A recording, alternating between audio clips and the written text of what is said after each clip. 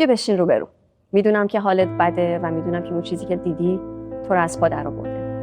اون لحظه‌ای که حقیقت رو میفهمی، اون لحظه‌ای که قلبت توی سینه‌ت داره تیکه پاره میشه، یک شوک بزرگه. مغزت هنگ میکنه. انگار که تمام سیستمت از کار افتاده. اون لحظه داغون شدنه. ولی من اینجام تا یه چیز خیلی مهم رو بهت بگم. توی این وضعیت داغون تو حق نداری هیچ تصمیم بزرگی رو بگیری، چون هر تصمیمی که بگیری غلطه. این اشتباه رو 90% آدم‌ها انجام میدن و بعدش پشیمون میشن. سلام، من نازنینم، روانشناس. میدونی که کارم حرف زدن درباره چیزاییه که بقیه ازش فرار میکنن. امروز میخوام مثل یک دوست که توی اون لحظه کنارته دستتو بگیرم و بگم که اولین قدم تو برای نجات چیه. حالا گوش کن، ببین از نظر علمی توی مغزت چه خبره. اینو باید بدونی. وقتی خیانت رو میفهمی، مغزت فکر میکنه که داره یه حمله فیزیکی بهت میشه. مثل این میمونه که یه شیر درنده حمله کرده باشه. مغزت افت میکنه، فریز میشه، میره توی حالت نجات اضطراری. تحقیقات دانشگاهی نشون میده که هورمون استرس کورتیزول توی بدن ما 4 برابر زیاد میشه. میدونی نتیجهش چیه؟ نتیجهش اینه که اون قسمت از مغزت که منطقی تصمیم میگیره 70% از کار میفته. تو توی اون لحظه داری با 30% از قدرت منطقت کار میکنی. بقیهش فقط خشم و ترسه. آمارا میگن که 90% کسایی که توی همین وضعیت تصمیمای گنده میگیرن، مثلا طلاق بگیرین یا بدترین برخوردار رو بکنین، اینا همشون 3 ماه بعد به شدت پشیمون میشن. خب حالا که میدونی مغزت داره بهت خیانت میکنه، باید چی کار بکنیم؟ اولین قانون طلایی هیچ کاری نکردنه.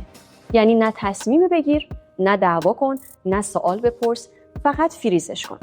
حالا که آرومتر شدی، باید بدونی که دقیقاً کدوم کارا رو نباید بکنی. باید این دامای اساسی رو بشناسی.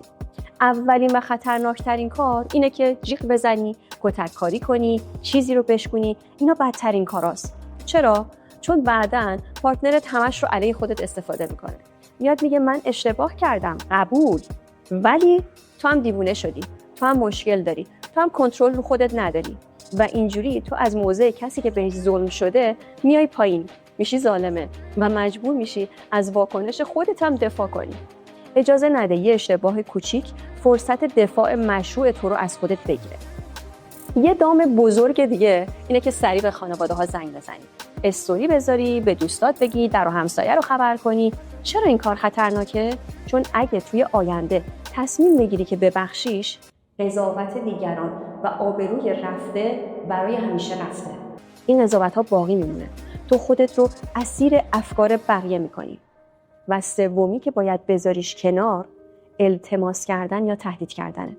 جملاتی مثل این که مثلا بگی که اگه بری من میمیرم، اگه برگردی همه چی درست میشه. هر دوی اینا نشون دهنده ضعفته.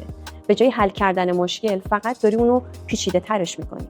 حالا بیا با هم ببینیم که برای نجات دادن خودت، بدن و مغزت دقیقاً باید چی کار کنی. اول از همه باید بدنت رو آروم کنی. حتی اگه شده به زور 10 دقیقه تنفس عمیق داشته باش. یعنی 4 ثانیه دم و 6 ثانیه بازدم. این میتونه تا 40% از شدت اون طوفان احساسی رو کم کنه. بعدش باید از موقعیت دور شی. ترک فیزیکی کن محل رو. نباید توی فضای مشترک با اون فرد بمونی.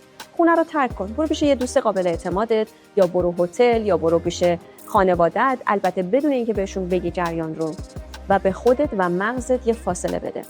در نهایت باید یادت باشه که احساساتت رو باید تخلیه کنی، ولی کنترل شده. احساساتت رو سرکوب نکن، چون تبدیل میشه به بیماری‌های جسمی، بیماری‌های روانی و هزار تا مشکل دیگه. برو یه گوشه امن و تا میتونی گریه کن. فریاد بزن، ولی دور از چشم کسی که قراره باهاش زندگی کنی. یادت باشه که تو 90 روز فرصت داری. این فرصت رو باید به خودت بدی و هیچ تصمیم قطعی رو نباید بگیری. مغزت 90 روز زمان میخواد تا زخم اولیه‌اش ترمیم بشه، تا تو بتونی منطقی فکر کنی.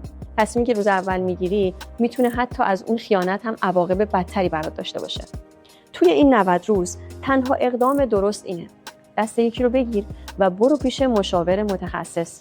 اما چرا مشاور؟ چون تو نمیتونی توی این شرایط بی‌طرف باشی. تو نیاز به یک نفر سوم داری که آگاه باشه، که خنثی باشه نسبت به طرفین تا نذاره اون مغز زخمی تو برات تصمیم بگیره، تصمیمی که بعداً ازش پشیمون میشی. تو قربانی نیستی، تو یه فردی هستی که حق داره با چشم باز آیندهش رو انتخاب کنه. وقتی آرومتر شدی، قبل از هر تصمیمی باید 4 تا سوال رو از خودت بپرسی. ماهیت این خیانت چی بوده؟ عاطفی بوده، جسمی بوده، مجازی بوده یا اصلا پای اعتیاد به خیانت در میونه؟ روانشناسی میگه که خیانت عاطفی اغلب از اون انواع دیگه‌اش ویران کننده تره. باید ببینی که تکرار شده یا یه بار بوده. اگر این یه الگوی رفتاری باشه، 99% احتمال تکرار دوبارهش وجود داره. یا اینکه اصلا باید بدونی قبل از این ماجرا اصلا رابطه من زنده بوده. خیلی از خیانت‌ها توی یه رابطه‌ای اتفاق میفته که ما ماه‌ها قبل توی ذهن خودمون تمومش کردیم یا پارتنرمون این رابطه رو برای خودش تموم کرده و چیزی به ما نگفته. اما مهمترین نشونه‌ای که باید دنبالش بگردی اینه که آیا مسئولیت این خیانت رو میپذیره یا نه. اگه بگه که تو باعثش شدی، فرار کن. چون کسی که دنبال مقصر میگرده فردام همین کار رو تکرار میکنه. کسی که پشیمونه مسئولیت کارش رو میپذیره. پس دوست من، بذار آخرین جمله رو بهت بگم. تصمیمی که با قلب شکسته گرفته بشه یک تصمیم احمقانه است. حتی اگر توی اون لحظه فکر کنی که داری منطقی ترین تصمیم رو میگیری. تو لایق یه زندگی با احترامی، زندگی که توش احساس ارزشمندی داشته باشی. اما برای رسیدن بهش اول باید خودت رو نجات بدی.